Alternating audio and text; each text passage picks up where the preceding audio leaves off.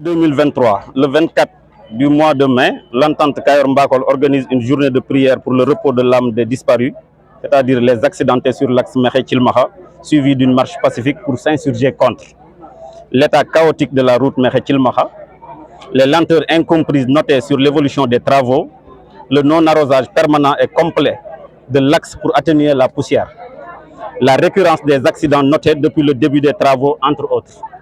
En effet, l'entente Kayor Mbakol est un mouvement citoyen qui ambitionne de défendre activement les intérêts de la communauté afin de participer au développement socio-économique du terroir, le Kayor des profondeurs.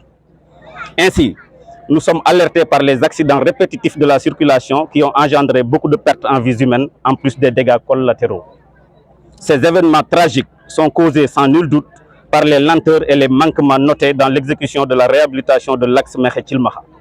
Par conséquent, la plateforme a pris l'initiative de dénoncer ces anomalies à travers cette marche pacifique accompagnée d'un point de presse pour que des solutions définitives et durables puissent être prises par les autorités compétentes afin que l'irréparable ne se produise.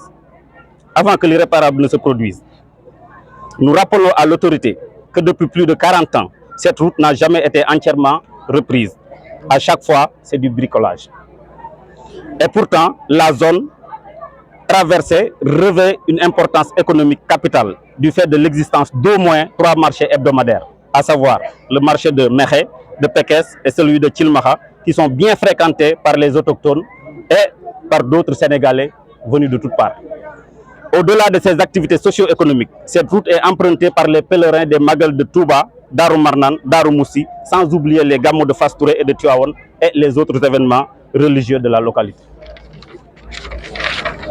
Sur le plan sanitaire, cette route est utilisée pour l'évacuation des patients référés d'urgence selon la pyramide sanitaire, Mekhe, Tivaouane, Thiès et même Dakar.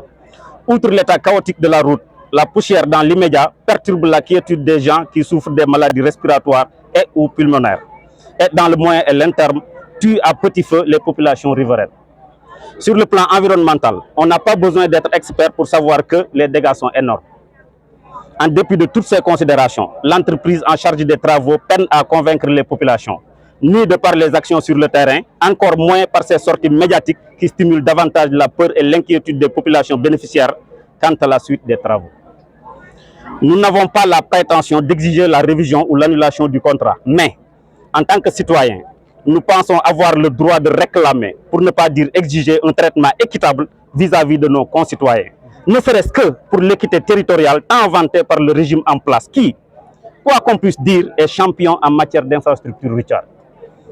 C'est pour cela que nous rappelons à l'autorité que le Kayor des profondeurs fait partie du Sénégal et ne réclame que 43 km de route goudronnée en 2023 sous le régime du président Macky Sall qui, selon nous, n'a pas la bonne information par rapport aux maux qui plombent le développement de la localité.